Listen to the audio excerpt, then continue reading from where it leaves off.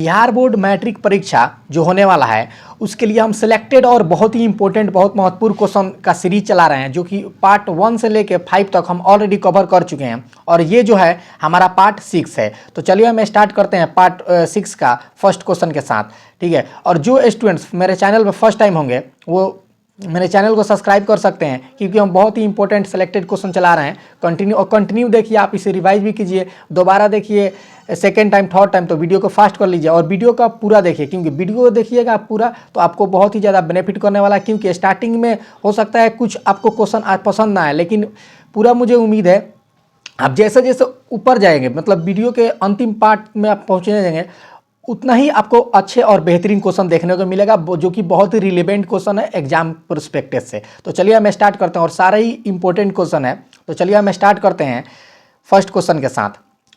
1905 ईस्वी में बंगाल विभाजन किसके समय में हुआ? 1905 ईस्वी में बंगाल विभाजन किसके समय में हुआ था? ये जो हुआ था लॉर्ड कर्जन, ऑप्शन ए हमारा सही है, ठीक है। ये 1911 में क्या बंगाल विभाजन को वापस भी, जो बंगाल विभाजन हुआ था उसको वापस भी ले लिया गया था। कब? 1911 ईस्वी में, ये भी याद रखिएगा, ठीक है। आगे हम बढ़ते हैं क्वेश्चन नंबर सेकंड पर, ठीक है। खूनी रविवार किस तिथि को तथा किस वर्ष हुआ था? ये देखिए बहुत इंपॉर्टेंट सारे क्वेश्चन मिलेंगे आपको देखने के। तो ये कब हुआ था खूनी रविवार और किस तिथि को हुआ था? तो इसका सन और डेट दोनों बताना है। तो इसका जो करेक्ट आंसर जो बनेगा हमारा 5 मई 1818 ईस्वी में, ठीक है। 5 मई 1818 ईस्वी में हमारा यहाँ पे करेक्ट ऑप्शन बी हमारा सही होगा। और देखिए बाय द वे, अगर हम कोई क्वेश्चन का आंसर गलत बता रहे हैं तो उसे आप करेक्ट करके कमेंट बॉक्स में जरूर बताइएगा, ठीक है। आगे हम बढ़ते हैं थर्ड नंबर पे। ग्राम पंचायत का बजट कौन पास करता है? ग्राम पंचायत का जो बजट होता है वो कौन पास करता है? तो ये जो पास करते हैं वो करते हैं ग्राम सभा, ठीक है। ऑप्शन डी हमारा सही है। उसके बाद हम आगे बढ़ते हैं क्वेश्चन नंबर 4 पे। तो भारत में कहाँ महिलाओं के लिए आरक्षण की व्यवस्थाएं हैं? कहाँ है आरक्षित मिलता है? मतलब इलेक्शन में, इलेक्शन या किसी भी चीज़ में। इलेक्शन का यहाँ पे मतलब बेसिकली बात किया गया है लोकसभा, विधानसभा, पंचायत राज व्यवस्था एंड मंत्रिमंडल। तो इसका जो करेक्ट आंसर जो हमारा बनेगा वो हो जाएगा पंचायतीय राज व्यवस्था। ऑप्शन सी हमारा सही है, ऑप्शन सी हमारा सही हो जाएगा। उसके बाद हम आगे बढ़ते हैं, और कितना प्रतिशत है? तो ठीक है, कितना प्रतिशत अगर पूछ ले तो 1/3, यानी कि टोटल 33%, ठीक है। पूरा भारत में 33%, ये पूरा भारत लेवल पर। बिहार के लेवल पे पूछे तो महिलाओं के लिए सीट है 50%, ये भी याद रखिएगा। चलिए हम आगे बढ़ते हैं। 17वीं लोकसभा में महिलाओं की संख्या है, कितनी महिलाओं की संख्या? 17वीं यानी कि जो 2019 में हुआ था उसका ये पूछ रहा है। तो ये कितना है? तो इसका जो करेक्ट आंसर जो हमारा बनेगा वो बनेगा 78, यानी कि 78। देखिए करेक्ट आंसर हमारा ऑप्शन बी बनेगा, ठीक है, 78। आगे हम बढ़ते हैं 6 नंबर पे। राष्ट्रीय पंचायती राज दिवस कब मनाया जाता है? यानी कि नेशनल पंचायत डे कब मनाया जाता है, ठीक है। तो इसका जो करेक्ट आंसर जो बनेगा हमारा वो हो जाएगा 24 अप्रैल, ऑप्शन ए हमारा सही है। उसके बाद हम नेक्स्ट आगे बढ़ते हैं। पटना नगर निगम की स्थापना कब हुई थी? तो इसका देखिए, इसका ये क्वेश्चन है, पटना नगर निगम की स्थापना कब हुई थी, और ये उसका ऑप्शन है। देखिए तो इसे सन बता देना है। तो इसका जो करेक्ट आंसर जो हमारा बनेगा वो हो जाएगा 1952, सॉरी थोड़ा सा मिस्टेक हो गया, तो 1952, 1952 हमारा करेक्ट आंसर बनेगा, 1952। आगे हम बढ़ते हैं। पटना नगर निगम में कितने वार्ड हैं? तो पटना नगर निगम है उसमें कितने वार्ड है? तो इसका जो करेक्ट आंसर जो हमारा बनेगा वो हो जाएगा 75, यानी कि 75 हमारा करेक्ट आंसर बनेगा, 75। आगे हम बढ़ते हैं।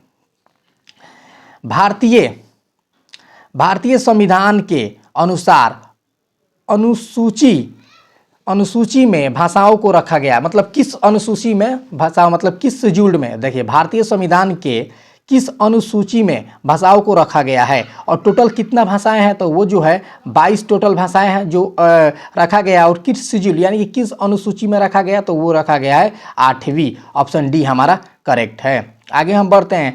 भारत में योजना आयोग का गठन कब किया गया था? तो इसका जो करेक्ट आंसर बनेगा हमारा 10 का वो हो जाएगा 1950, तो 2 है तो 1913 मार्च 15 मार्च 15 मार्च 1950 हमारा करेक्ट आंसर है, 15 मार्च 1950। आगे हम बढ़ते हैं, नीति योजना यानी कि नीति आयोग का अध्यक्ष कौन होता है? तो नीति आयोग जो है उसका अध्यक्ष कौन होता है? तो ये अल्टीमेटली जो मतलब होते हैं एक्स ऑफिशियो, बोल सकते हैं आप इसको, वो होते हैं जो हमारे देश के प्राइम मिनिस्टर होते हैं वो। तो अभी कौन है? नरेंद्र मोदी जी, तो वो हुए हमारे नीति आयोग का चेयरमैन यानी कि अध्यक्ष, ठीक है। और ये नीति आयोग कब कॉन्स्टिट्यूट मतलब कब बना? तो ये बना था 2015, 1 जनवरी 2015, याद रखिएगा 1 जनवरी 2015। उसके पहले उसका कुछ और नाम था, वो भी आप सर्च करके देख सकते हैं। मानव की न्यूनतम आवश्यकता क्या है? मानव की जो इंसान है उसका न्यूनतम आवश्यकता क्या है? तो वो कम से कम जीवित रहने के लिए क्या रहना चाहिए? रोटी, कपड़ा और मकान। ऑप्शन ए हमारा सही है, करेक्ट आंसर बनेगा। उसके बाद हम आगे बढ़ते हैं, ऊर्जा के मुख्य स्रोत क्या है? ऊर्जा के जो मुख्य स्रोत है वो क्या है? तो वो जो हमारा करेक्ट आंसर है, देखिए कोयला भी है, पेट्रोलियम भी है और विद्युतीय भी है, विद्युत भी है। तो ऑप्शन डी हमारा सही है। उसके बाद हम आगे बढ़ते हैं, WTO यानी कि वर्ल्ड ट्रेड ऑर्गेनाइजेशन यानी कि विश्व व्यापार संगठन, हिंदी में विश्व व्यापार संगठन और इंग्लिश में वर्ल्ड ट्रेड ऑर्गेनाइजेशन की स्थापना किस वर्ष की गई? तो ये की गई थी 1995, हमारा करेक्ट आंसर है। 1 जनवरी था, 1 जनवरी यानी मतलब डेट अब छोड़िए, 1 जनवरी ही था। या इस यहाँ पे सन पूछा है तो सन देखिए जो है 1995। और ये इसका अगर हेड क्वार्टर पूछ ले कि इसका हेड क्वार्टर कहाँ है यानी कि कहाँ ये स्थित है, विश्व व्यापार संगठन, तो ये स्थित है वो स्विट्जरलैंड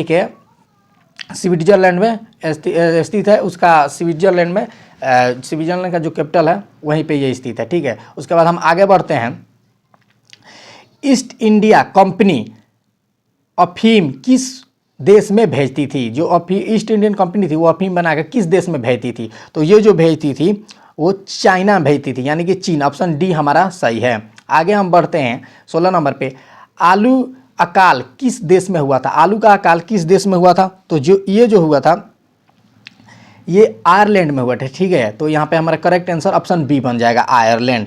उसके बाद नेक्स्ट हम आगे बढ़ते हैं 17 नंबर पे, चटनी म्यूजियम है वो किस देश में मशहूर है? चटनी म्यूजियम जो है, चटनी म्यूजियम वो किस देश में मशहूर है? तो ये है मियाद और गियाना में। ऑप्शन बी सी हमारा सही हो जाएगा, ठीक है। आगे हम बढ़ते हैं क्वेश्चन नंबर 18 पर, पेरिस शांति समझौता कब हुआ था? जो पेरिस शांति समझौता था वो कब हुआ था? ठीक है, तो ये जो हुआ था 1919 ईस्वी में हुआ था। ऑप्शन बी हमारा सही है, याद रखिएगा। उसके बाद हम आगे बढ़ते हैं, देखिए जितना आप पीछे आए हैं मतलब लास्ट वीडियो का अंतिम, उतना ही आपको और ही ज़्यादा सेलेक्टेड और इम्पोर्टेंट क्वेश्चन आपको देखने को मिलेगा, जो एग्जाम के बहुत ही ज़्यादा रिलेवेंट और बहुत ही ज़्यादा पॉसिबिलिटी है जो आपको पेपर में देखने को मिलेगा। ऐसे तो नहीं पता है कि कौन सा क्वेश्चन आ सकता है, हो सकता है कि आप लास्ट में 2-4 क्वेश्चन स्किप करके चले जाएं, हो सकता है वही आ जाए, या शुरू में जो पढ़े वही आ जाए। तो इसका कोई गारंटी नहीं, इसलिए क्वेश्चन को पूरा करें और अच्छे से करें, ठीक है। आगे हम बढ़ते हैं 19 नंबर पर, संयुक्त राष्ट्र मौद्रिक एवं वित्तीय सम्मेलन किस वर्ष हुआ था? ये जो हुआ था तो ये 1944 ईस्वी में हुआ था। ऑप्शन डी हमारा सही है। उसके बाद हम आगे बढ़ते हैं, सिकंदर कहाँ का निवासी था? जो सिकंदर था वो कहाँ का निवासी था? तो ये जो है यूनान यानी कि ऑप्शन सी हमारा सही है, ऑप्शन सी यूनान, ऑप्शन सी। उसके बाद हम आगे बढ़ते हैं क्वेश्चन नंबर 21 पर, ये कितना है 20 था, 21 पर देखिए, कच्चा कपास का निर्यात 1800 ईस्वी से 1872 ईस्वी के बीच 5% से बढ़कर कितना प्रतिशत हो गया था? तो इसका जो करेक्ट आंसर है वो हो जाएगा 35, यानी कि 35% हो गया था। ऑप्शन बी हमारा सही है। उसके बाद हम आगे बढ़ते हैं, यूरोप का मरीज किसे कहा जाता है? यूरोप का मरीज किसे कहा जाता है? ये कहा जाता है तुर्की का, तुर्की को। ऑप्शन ए हमारा सही है। उसके बाद हम आगे बढ़ते हैं, नेपोलियन